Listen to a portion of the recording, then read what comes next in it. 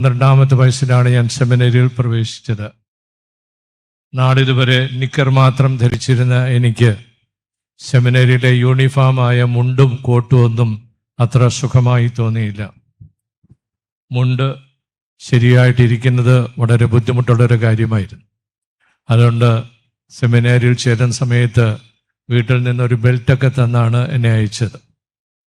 കുറെ കഴിഞ്ഞപ്പോൾ സഹപാഠികളൊക്കെ ഭംഗിയായി മുണ്ട് ധരിക്കുന്നത് കണ്ടപ്പോൾ എനിക്ക് വളരെ പ്രയാസം തോന്നി. അടുത്ത കൊല്ലം ഏതായാലും ഫ്രാൻസിസ്കൻ 3ാം സഭ അംഗമായി. അപ്പോൾ ലഭിച്ച ചരട് എല്ലാ രീതിയിലും 5 കൊല്ലം എന്നെ സംരക്ഷിച്ച് സുഖമാക്കി മേജർ സെമിനാരിയിലേക്ക് പോകുന്നതിന് സഹായിച്ചു. ചരടിനെ കുറിച്ച് സൂചിപ്പിച്ചത് എനിക്ക് ഇന്ന് അതിൻ്റെ അർത്ഥവും കാര്യങ്ങളൊക്കെ അറിയാം. ബഹുമാന്യരായ കപ്പുച്ചൻ സഭാംഗങ്ങൾ അത് ധരിക്കുന്നതിന് പ്രത്യേക കാരണങ്ങളുണ്ട്. എന്നാൽ ആ കൊച്ചുകാലത്ത് ഏറ്റവും അനുഗ്രഹപ്രദമായി തോന്നിയത് 3ാം സഭയുടെ ഈ ചരട് തന്നെയായിരുന്നു. എൻ്റെ ഇടവക പുനലൂരാണ്. വർഷങ്ങൾക്ക് മുമ്പ് പ്രൈമറി സ്കൂളിലെ വിദ്യാർത്ഥിയായിരുന്ന അവസരത്തിൽ ഞാൻ ആദ്യമായിട്ട് ഈ കാപ്പിപ്പൊടി നിറമുള്ള അച്ഛന്മാരെ കണ്ടു. അവർ ഞങ്ങളുടെ ഇടവകയിൽ വന്നത് ധ്യാനം പ്രസംഗിക്കാനായിരുന്നു. ധ്യാനം പ്രസംഗിച്ചത് എന്താണെന്നൊന്നും എനിക്ക് ഓർമ്മയുമില്ല, മനസ്സിലാക്കാനുള്ള പ്രായവും അന്ന് ഉണ്ടായിരുന്നില്ല. ഒരു കാര്യം കൃത്യമായി ഓർമ്മിക്കുന്നുണ്ട്. ഒരു ദിവസത്തെ പ്രസംഗം സെമിത്തേരിയിലായിരുന്നു. സെമിത്തേരിയുടെ മുമ്പിലൂടെ ഓടിപ്പോയിട്ടുള്ള ഞാൻ ഇത് എന്താണെന്ന് അത്ഭുതപ്പെടുകയായിരുന്നു. സെമിത്തേരിയിൽ ഒരു പ്രസംഗം. ഏതായാലും മറ്റുള്ളവരോടുകൂടി സെമിത്തേരിയുടെ പ്രസംഗം ശ്രദ്ധിക്കാൻ പോയി. അന്നും പറഞ്ഞതൊന്നും മനസ്സിലായില്ല, കാരണം പ്രൈമറി സ്കൂളിലെ വിദ്യാർത്ഥിയാണ് ഞാൻ. ഒരു കാര്യം ഞാൻ ഇപ്പോഴും കൃത്യമായി ഓർമ്മിക്കുന്നത്, ആ വൈദികന്റെ കയ്യിൽ ഒരു തലയോട്ടി. ഞാൻ അത്ഭുതപ്പെട്ടു. അതുവരെ കണ്ടിരുന്നത് അപകട സൂചനയായിട്ട് തലയോട്ടിയും കൈകളുമായിരുന്നു. ഈ അച്ഛൻ ഇതെല്ലാം കയ്യിൽ വെച്ചിട്ട് വളരെ ശക്തമായിട്ട് പ്രസംഗിക്കുന്നത് ഞാൻ കണ്ടു. എന്താണ് പ്രസംഗിച്ചതെന്നൊന്നും എനിക്കറിയില്ല. പക്ഷേ ദീർഘമായ വർഷങ്ങൾക്ക് ശേഷം ഇന്നെനിക്ക് ബോധ്യമുണ്ട്, അനുതാപത്തിലേക്ക് ദൈവജനത്തെ നയിക്കുന്നതിന് അങ്ങനെ ഒരു പ്രസംഗം ആവശ്യമായിരുന്നതുകൊണ്ട് ഈ കപ്പുച്ചൻ സഭാംഗങ്ങൾ അന്ന് സെമിത്തേരിയുടെ ഒരു പ്രസംഗവും ഈ തലയോട്ടി എടുത്തുകൊണ്ടുള്ള ഒരു പ്രസംഗമൊക്കെ കാഴ്ചവെക്കുന്ന പതിവുണ്ടായിരുന്നു. മിഡിൽ സ്കൂളിലായപ്പോൾ എൻ്റെ ഇടവകയിലേക്ക് കൊല്ലം തില്ലേരി ആശ്രമത്തിൽ നിന്ന് സഹോദരന്മാർ അവധിക്കാലം ചെലവിടുന്നതിനായി വന്നു. എൻ്റെ കുടുംബ വീട്ടിൽ നല്ലൊരു കുളമുണ്ട്.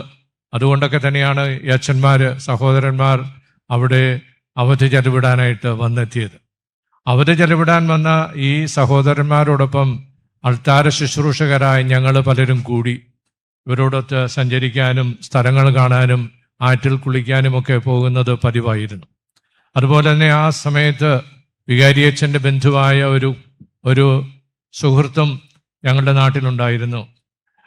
അങ്ങനെ ഞങ്ങൾ ഈ കപ്പൂച്ചൻ സഭാംഗങ്ങളോട് ചേർന്ന് കുറേ ദിവസം ചെലവിട്ട് കഴിഞ്ഞപ്പോൾ ഒരു കപ്പൂച്ചിനായ കൊള്ളാമെന്നുള്ളൊരു ധാരണയൊക്കെ എൻ്റെ മനസ്സിലുണ്ടായി.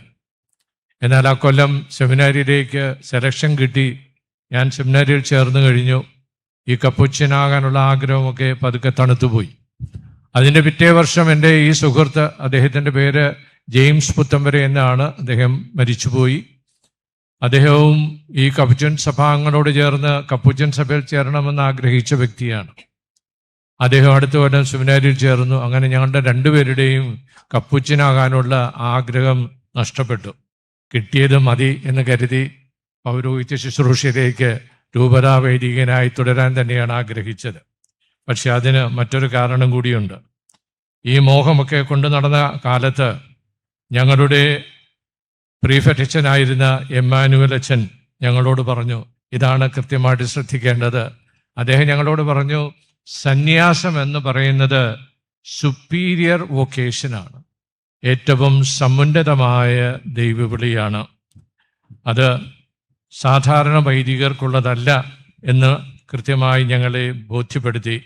കാരണം ഏറെ ത്യാഗവും പ്രാർത്ഥനയുമൊക്കെ വേണ്ടുന്ന ജീവിതമാണ് സന്യാസ ജീവിതമെന്ന് അദ്ദേഹം ഞങ്ങളെ പഠിപ്പിക്കുകയുണ്ടായി. സെമിനാരിയിൽ പ്രവേശിച്ച എനിക്ക് കൂടുതൽ ഇഷ്ടമായി തോന്നിയത് സെമിനറിയുടെ കാലയളവിൽ വിശുദ്ധ ഫ്രാൻസിസ് അസീസിയെക്കുറിച്ച് പഠിക്കുന്നതിനാണ്. അദ്ദേഹത്തിൻ്റെ ജീവചരിത്രമെല്ലാം നല്ലതുപോലെ വായിക്കുകയും പഠിക്കുകയും ചെയ്തു. പല കാര്യങ്ങളും ഇന്ന് കൃത്യമായി ഓർമ്മിക്കുന്നുണ്ട്. എന്നാൽ അദ്ദേഹം ജനിച്ച നാട്ടിലെത്താൻ കഴിയുമോ എന്നുള്ള ചിന്തയൊന്നും എനിക്ക് അന്നുണ്ടായിരുന്നില്ല. പിന്നീട് ഇറ്റലിയിൽ പഠിക്കാൻ പോയപ്പോൾ ഞാൻ ഏറെ പ്രാവശ്യം സന്ദർശിച്ചത് അസീസി പട്ടണമാണ്. കൂടാതെ ഒരു അവധിക്കാലത്ത് അസീസി പട്ടണത്തിനടുത്തുള്ള സ്ഥലത്തായിരുന്നു ഞങ്ങളുടെ അവധിക്കാലം. അതുകൊണ്ട് കാൽനടയായി അസീസിയിലേക്ക് പോകുന്നതിനും ഈ സ്ഥലങ്ങളൊക്കെ സന്ദർശിക്കുന്നതിനും എനിക്ക് കഴിഞ്ഞിട്ടുണ്ട്. കഴിഞ്ഞ വർഷം റോമിൽ പോയി അസീസി പോകണമെന്ന് ആഗ്രഹിച്ചെങ്കിലും പോകാൻ സാധിച്ചില്ല. വിശുദ്ധ ഫ്രാൻസിസ് അസീസി ലക്ഷോപലക്ഷം വിശ്വാസികൾക്കും അവിശ്വാസികൾക്കും അദ്ദേഹത്തിൻ്റെ ആധ്യാത്മികത പിൻചെല്ലുന്ന സന്യസ്തർക്കും ഒരത്ഭുത പ്രതിഭാസമാണ്. വിശുദ്ധൻ്റെ ജീവിതം ആഴത്തിൽ പഠിക്കുന്ന ഒരു സന്യാസിക്കോ സന്യാസിനിക്കോ സമർപ്പിത ജീവിതത്തിൽ നിന്ന് അല്പം പോലും വ്യതിചലിക്കാൻ പറ്റില്ല എന്നാണ് എൻ്റെ വിശ്വാസം.